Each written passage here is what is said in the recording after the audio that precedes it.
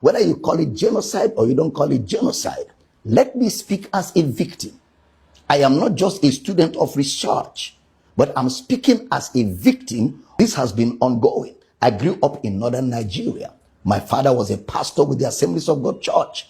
One morning we just woke up in Assemblies of God Church, Samaru Zaria, somewhere adjacent the north gate of Samaru Zaria. My father was a pastor.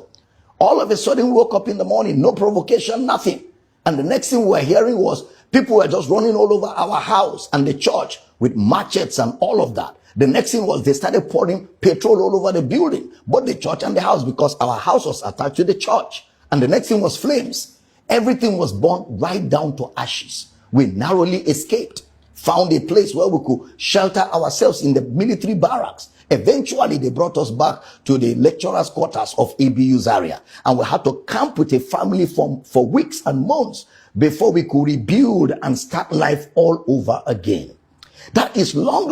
I'm talking about 1986, 87. What about the Metasine situation? Metasine was a sect of the Islamic religion who went around burning and destroying and killing Christians back in the 80s. This is far before there was anything like farmers and herders clash.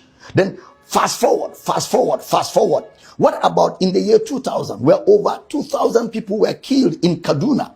Year 2000. What about the over 300 people that were victims of the Miss World in November 2002? All of them, they were not a part of the Miss World.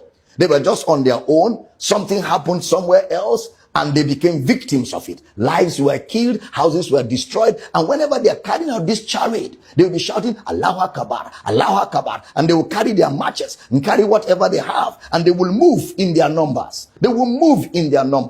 And everybody on their way that is not chanting what they are chanting becomes a victim. I can go on and on. A few years ago, I was preaching in Kaduna for a great man of God. And I only succeeded in preaching Sunday morning service. After the service, the next morning, as we were preparing for the next service on Monday, the next thing I was hearing was the whole city is on fire. Kaduna is on fire. Please stay in the hotel room. Don't come out. They are burning churches. They are killing everybody.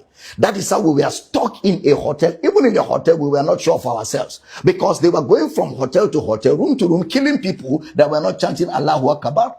And somehow God saved our souls. After about 4 days, we were able to leave Kaduna. But unfortunately, a friend of mine who was a pastor, Reverend Northcote Andrew of blessed memory, was caught in the midst of this as he was escaping for his life. They caught him because he was wearing a collar of a bishop.